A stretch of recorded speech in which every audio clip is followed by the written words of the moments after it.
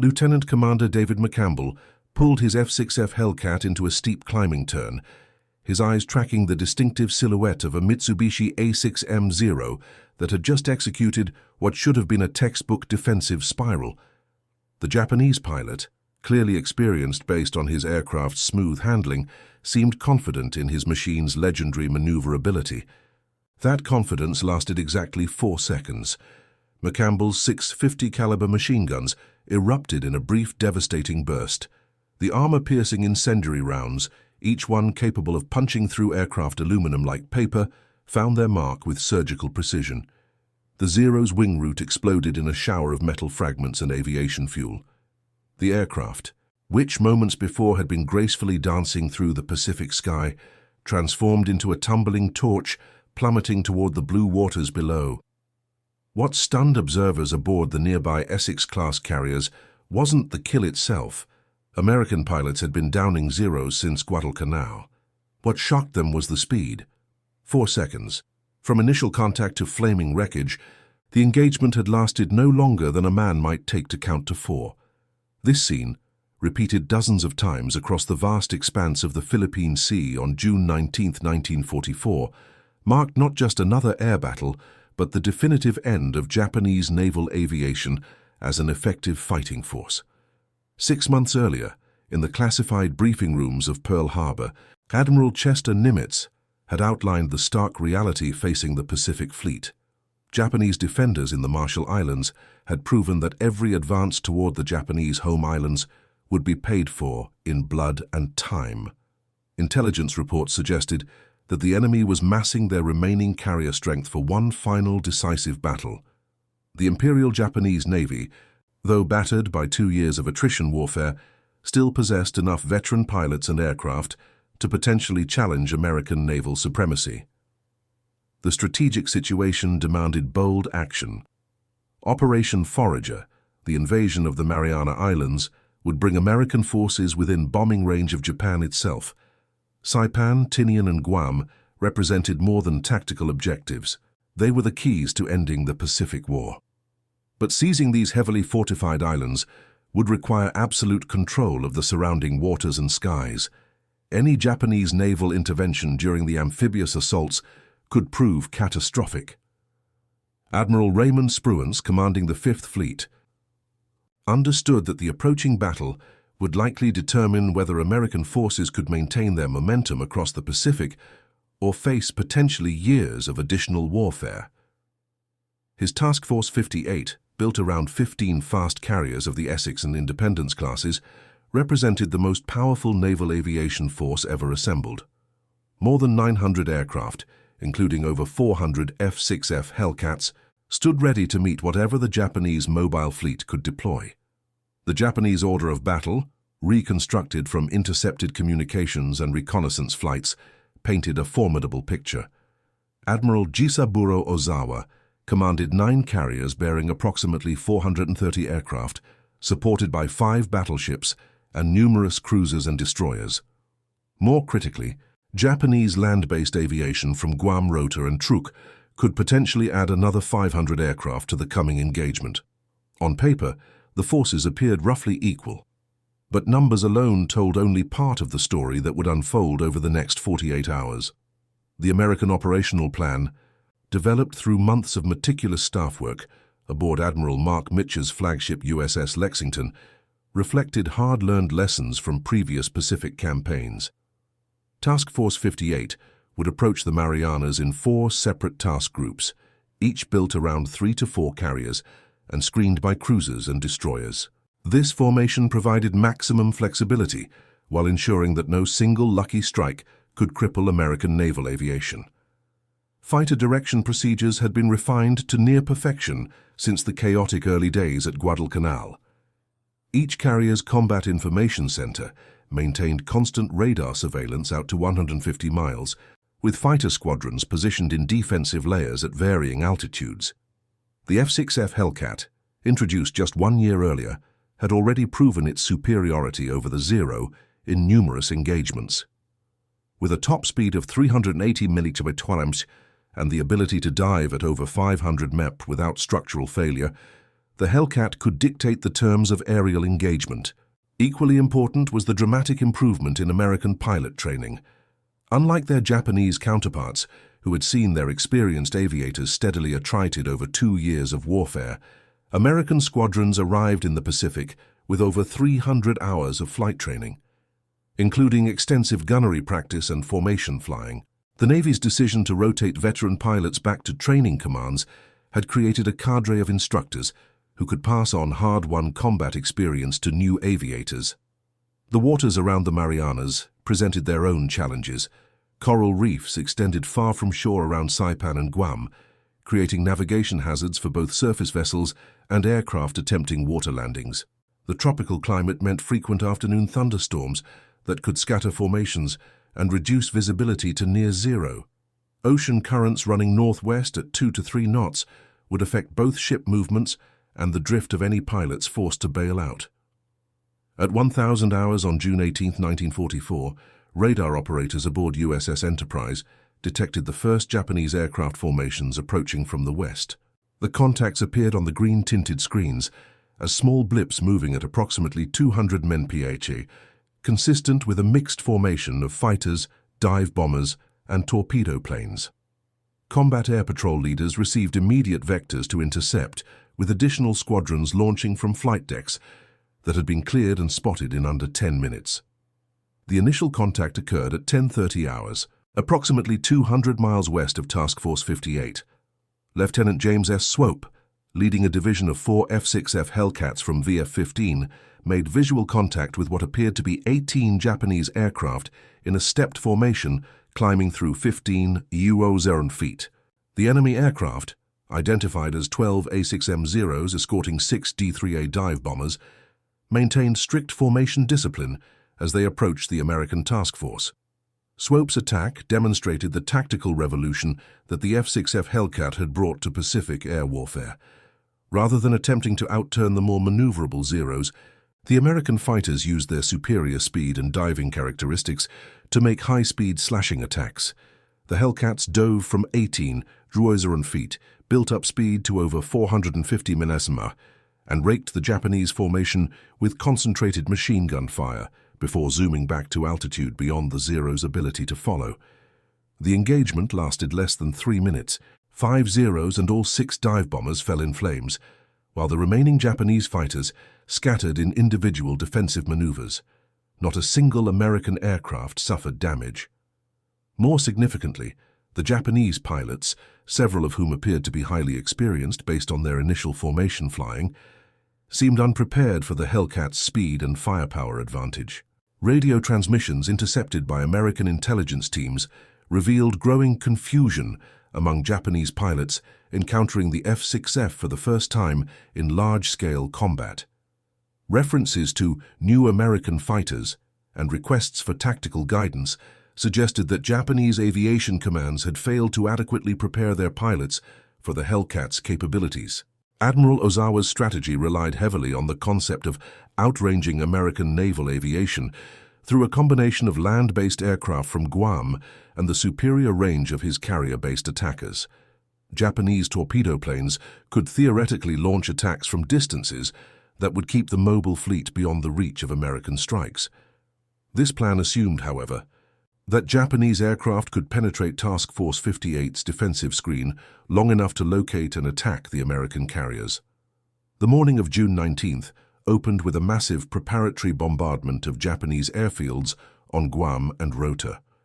Task Force 58's battleships, including USS Indiana and USS South Dakota, positioned themselves within 20, 0 yards of the shoreline and commenced systematic destruction of runways, hangars, and fuel storage facilities. Each 16-inch shell carried 2 700 pounds of high explosive, capable of creating craters 50 feet in diameter. The bombardment continued for over 3 hours, reducing the Japanese land-based air threat to negligible levels. Simultaneously, Admiral Mitchell ordered aggressive fighter sweeps against remaining Japanese installations throughout the Mariana chain. F6F Hellcats, flying in formations of 12 to 16 aircraft, systematically attacked any Japanese planes attempting to take off from damaged airfields. The tactic proved devastatingly effective. Japanese pilots found themselves under attack before they could gain altitude or form defensive formations. The decisive moment came at 1,000 hours when radar operators detected the largest Japanese air formation yet seen in the Pacific War. Over 200 aircraft approaching in multiple waves at altitudes ranging from sea level to 25,000 feet represented Admiral Ozawa's primary strike against Task Force 58. Intelligence analysis suggested this formation included the cream of remaining Japanese naval aviation, pilots with combat experience dating back to Pearl Harbor and the early Pacific campaigns. American fighter direction procedures swung into action with machine-like precision. Combat information centers aboard each carrier coordinated with one another through secure radio networks, creating a three-dimensional picture of the approaching threat.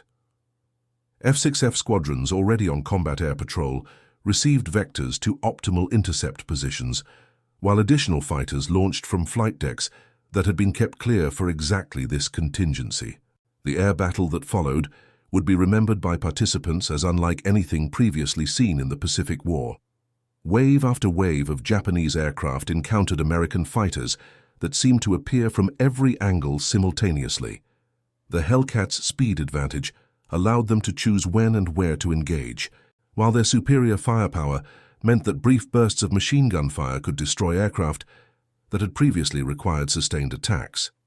Lieutenant Alexander Vrasiu, flying from USS Lexington, described the engagement in his after-action report as like shooting clay pigeons. His F6F, armed with 650 caliber machine guns and carrying over 400 rounds of ammunition, could deliver more firepower in a single pass than most Japanese fighters carried in their entire ammunition load. When Hellcats attacked in coordinated formations, the concentrated fire could literally disintegrate enemy aircraft in mid-air. Before the decisive hours of this battle unfold, from which city or country are you watching? Subscribe for more in-depth Pacific War stories and leave a like if you value this kind of analysis. Japanese pilots, many of them veterans with hundreds of hours of combat experience, found themselves completely outclassed by aircraft they had never encountered in large numbers. Radio intercepts recorded increasingly desperate calls for assistance and reports of new fighter types that could outdive, outrun, and outgun anything in the Japanese inventory. The psychological impact proved as significant as the tactical results. Veteran Japanese aviators, who had dominated Pacific skies since December 1941, discovered that their hard-won experience meant little against opponents with superior equipment and training. Confidence, built through years of successful combat missions, evaporated in the face of systematic destruction administered by American pilots who seemed to appear and disappear at will. By 1200 hours, the scale of Japanese aviation losses had become apparent even to Admiral Ozawa's staff aboard the carrier Taiho. Of the 200-plus aircraft launched in the morning's strike, fewer than 30 returned to their carriers. More critically, many of the pilots who did survive reported that American fighters seemed to be everywhere simultaneously, attacking in coordinated formations that maximized the F6F Hellcats' advantages while minimizing its few weaknesses. The tactical revolution represented by the F6F Hellcat extended far beyond raw performance specifications. American aircraft manufacturers had designed the Hellcat specifically to counter Japanese fighter tactics. Unlike the delicate Zero, which sacrificed armor and firepower for maneuverability, the Hellcat could absorb tremendous punishment while delivering concentrated bursts of destructive force. Pilots discovered they could survive attacks that would have destroyed earlier American fighters, while their 650 caliber machine guns could knock down Japanese aircraft with brief, precisely aimed bursts. Lieutenant Commander David McCampbell's aerial victory tally illustrated the one-sided nature of the engagement. Flying from USS Essex, McCampbell shot down 9 Japanese aircraft in a single day, a feat that would have been considered impossible during the early Pacific campaigns.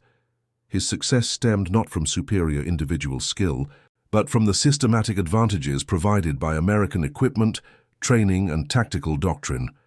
The collapse of Japanese resistance accelerated throughout the afternoon as Admiral Mitchell ordered offensive strikes against the mobile fleet itself. American scout planes operating with virtual impunity due to the destruction of Japanese combat air patrol located Ozawa's carriers approximately 300 miles west of Task Force 58. The range pushed American attack aircraft to their operational limits, but the potential to destroy Japanese carrier aviation once and for all made the risk acceptable. At 1500 hours, over 200 American aircraft, F6F fighters, TBF torpedo planes, and SB-2C dive bombers departed Task Force 58's flight decks for what pilots understood might be a one-way mission. Fuel calculations indicated that many aircraft would be forced to attempt night carrier landings or water ditchings on their return. Nevertheless, squadron commanders reported unanimous enthusiasm among aircrews for the opportunity to strike the Japanese fleet. The attack succeeded beyond American expectations. Despite early warning from Japanese scouts, Admiral Ozawa's remaining fighters proved incapable of mounting effective resistance. F6F escorts swept aside the few Japanese interceptors, allowing American torpedo planes and dive bombers to attack the carrier force with minimal interference. The results were catastrophic for Japanese naval aviation. Carrier Hio, struck by multiple torpedo and bomb hits, capsized and sank within hours. Carriers Zuikaku and Shokaku suffered severe damage that would keep them out of action for months. More significantly, the few Japanese aircraft that escaped destruction on the water were forced to attempt landings on damaged flight decks or ditch in the ocean. By sunset on June 19th, Admiral Ozawa's carrier force retained fewer than 35 operational aircraft from the nearly 430 that had begun the day. The human cost to Japanese naval aviation proved irreplaceable. Veteran pilots who had survived Coral Sea, Midway, and Guadalcanal perished in flames over the Philippine Sea, taking with them decades of accumulated combat experience. The Imperial Japanese Navy's ability to train replacement pilots had already been severely compromised by fuel shortages and the loss of experienced instructors. The events of June 19th eliminated the core of remaining Japanese carrier aviation capability. American losses, by contrast, remained remarkably light. Task Force 58 lost 29 aircraft during the day's combat operations, fewer than many single raids during the Guadalcanal campaign. More importantly, most American pilots who survived shoot-downs were recovered by submarines and destroyers positioned specifically for rescue operations. The investment in pilot training and experience was preserved for future operations. The evening hours of June 19th, 1944, witnessed scenes that would have been unimaginable during the early days of the Pacific War. American aircraft returning from their strikes against the Japanese mobile fleet found Task Force 58 illuminated like a peacetime fleet review, with searchlights and flight deck lighting systems operating at full power. Admiral Mitchell's decision to risk submarine attack by lighting the fleet demonstrated the complete transformation of Pacific naval warfare. American forces now operated with such confidence that they were willing to sacrifice tactical surprise to recover their own aircrews. The night recovery operations, while successful in saving most American pilots, provided a stark contrast to the Japanese situation. Admiral Ozawa's remaining carriers operated in complete darkness, their flight decks crowded with damaged aircraft that would never fly again. Fuel shortages prevented any attempt to launch rescue missions for pilots floating in life rafts throughout the Philippine Sea. The Imperial Japanese Navy, which had once dominated Pacific waters from the Aleutians to Australia, found itself reduced to a shadow force capable only of retreat. Statistical analysis of the day's combat revealed the extent of American tactical superiority. Japanese naval aviation had lost approximately 395 aircraft and 445 aircrews, losses that represented nearly 2 years of production and training. American forces, by comparison, lost 29 aircraft and 20 aircrews. The exchange ratio of more than 13:1 in favor of American forces exceeded even the most optimistic pre-battle estimates. The technological factors behind American success extended beyond the F6F Hellcats' superior performance.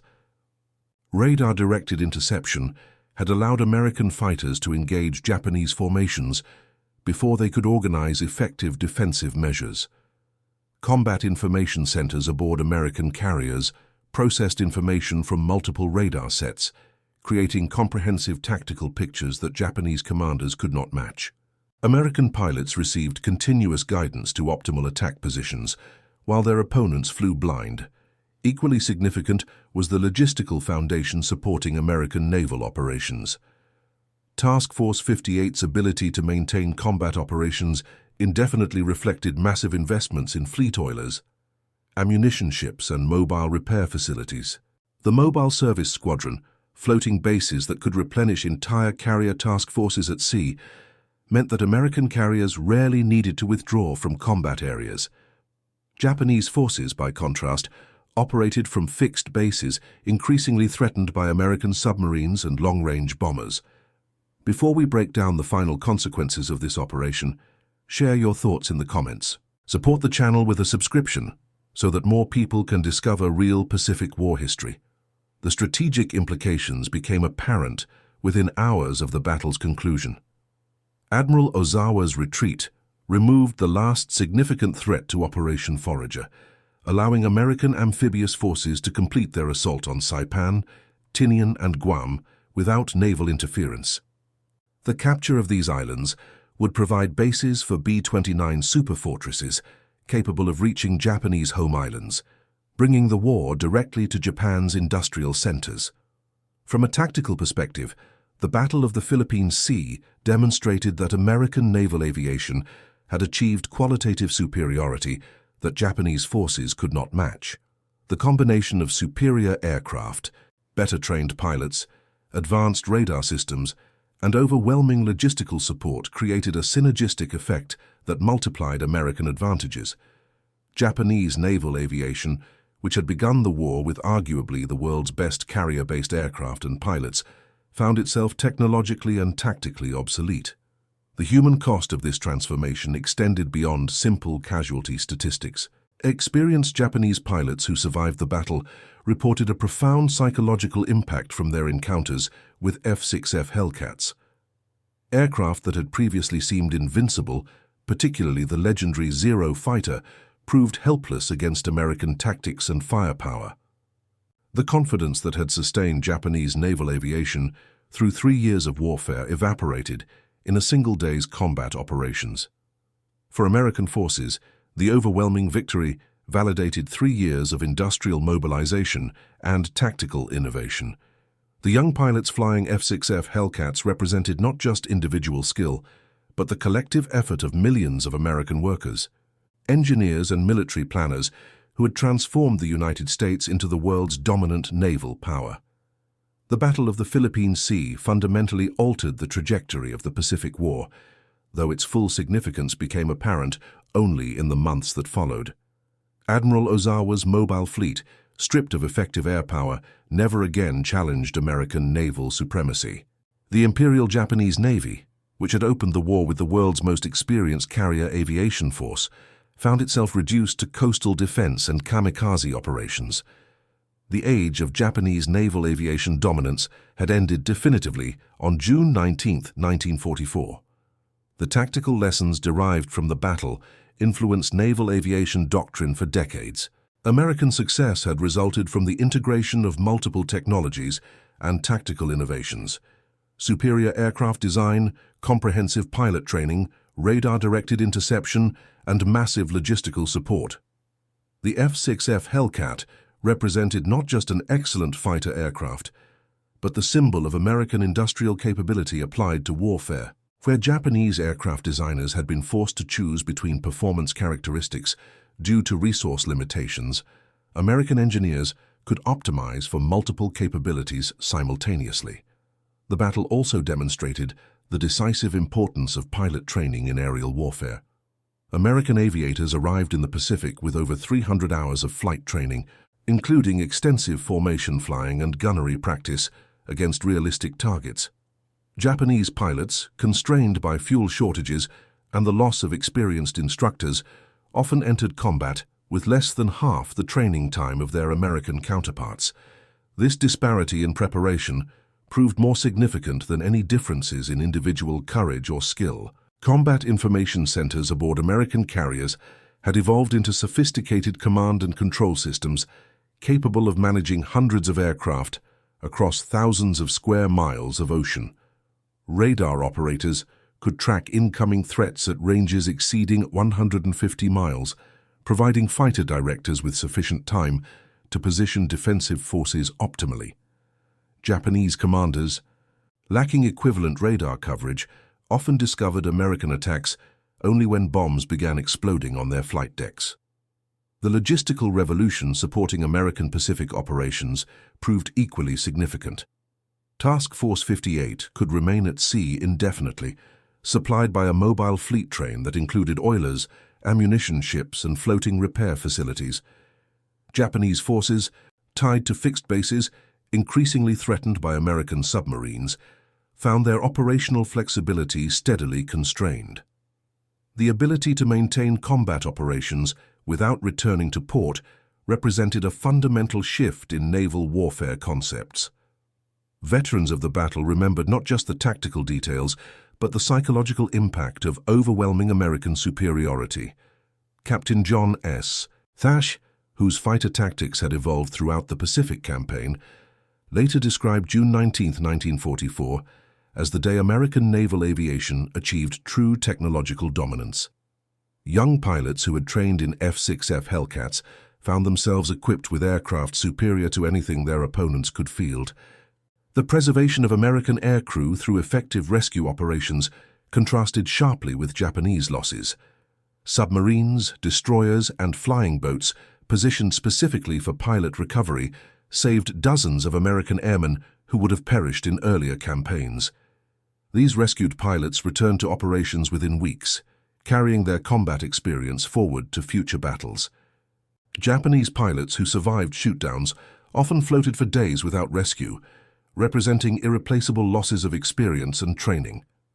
Museums across the United States today display F6F Hellcats alongside testimonials from the pilots who flew them.